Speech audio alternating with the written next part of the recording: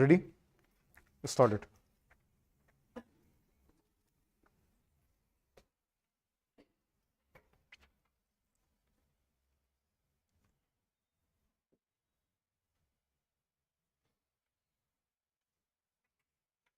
Start. Mr. Deputy Chairman, the present speech of the Deputy Minister of Education, Dr. Srimali, encourages me to speak first about education. I think, sir, this is the most important subject that we can be called upon to consider at the present time. We have had the 10th 5-year plan and we shall soon have the 11th 5-year plan. But I think that it is an efficient system of education alone that can form the foundation of our national greatness. If our educational system weakens and our schools and colleges become inefficient, even a 100 5-year plans will never be able to provide the country with that human material that it needs for carrying out its schemes and for taking the country to the stage of development, which the more advanced countries expect to reach in a few years. This being the importance of education, I make no apology for dwelling on it for a few minutes.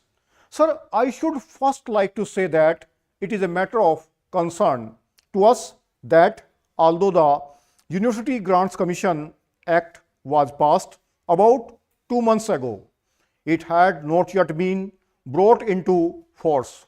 This is due, I suppose, to the fact that the Education Ministry has not yet been able either to appoint anybody as the chairman of the commission or to select its members. I know, sir, that as the new act has not come into force, the commission, as it was before the act was passed, can continue its work. But the Education Ministry ought to realize and understand the psychological effect of the passing of the new act. The commission appointed a number of committees which have not yet completed their work in theory. It is correct to say that these committees can continue to work as they were doing before. But the members of the committees who are members of the commission feel some awkwardness in engaging themselves in new activities because they may cease in a short time to be members of the commission. I hope, therefore, sir, that in view of the good work that the commission was doing and the powerful influence that it can exercise over the growth and development of university education, government will take early steps to appoint a chairman and to select the personnel of the commission who should be very eminent educationists. While speaking on university education, I should like to draw the attention to another matter which is of the profoundest importance to the country. According to the Constitution, English is to be the language of administration for 15 years.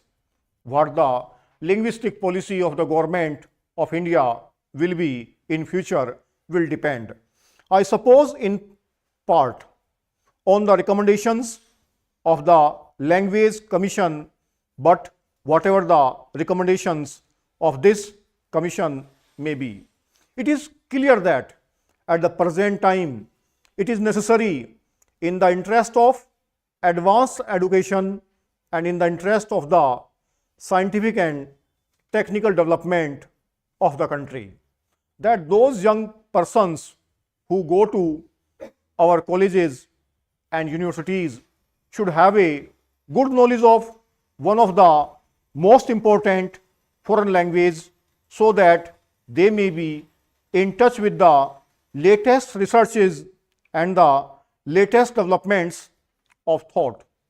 While students may be free in our country to study either English or French or German or any other language, considering the past history of the country, English provides us with the best means of acquiring the knowledge that I have already referred to. Now, many universities with a very laudable aim have made the mother tongue of the students the medium of education. Educationally, sir, there is nothing wrong about it, but we have to consider what the practical effect of such a policy will be. If the main languages of India were well developed and if a man who knew them could acquire the latest knowledge in any branch of study and could come into contact with persons interested in his branch of knowledge, some of the difficulties that are attendant on the present policy would disappear. But there is one other question, sir, that we have to consider. English today is not merely a means of acquiring modern knowledge for ourselves, but is also a means of maintaining the unity of the country. It can be no matter of pride to us that we should have to use a foreign language in order to communicate our ideas to others and to enable the intelligentsia to understand the thoughts that are pervading the minds of the educated people in the country. But we have to take facts as they are. We hope a time will come when at least one of our own languages, and I suppose Hindi, will be in an advantageous position than any other language and will be in position to give to our young men and women and to the country what the English language is able to give at the present time. But this is not a fact. Mr. Deputy Speaker, sir, I support the bill presented by Shri Thomas. I belong to the rural areas and therefore, without going very deep into the constitutional intricacies, I would like to cite an example which would make it very clear as to what will happen to the country if we do not pass this bill. If there are only 5 earning members in a family of 10 persons and the other 5 members are unemployed, it becomes impossible for the family to develop and it becomes weak from within and finally it disintegrates.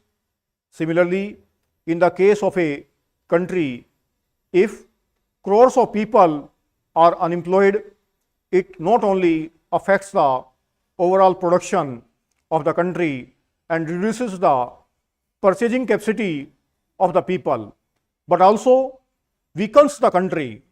The most unfortunate thing is that it results in crisis of confidence and the people are disillusioned. And in the end, out of these evils, anarchy is born. If I say that a similar situation prevails in the country today, it will not be an exaggeration. In 1951, the number of unemployed people was about 51 or 52 lakhs. ये content 346 और 347 से बोला गया है. ये 1035 के आसपास का कंटेंट है. जो टोटल वर्ड है 1035 के आसपास है. स्पीड में आपको बताता हूँ. केसीस का सोर्स है.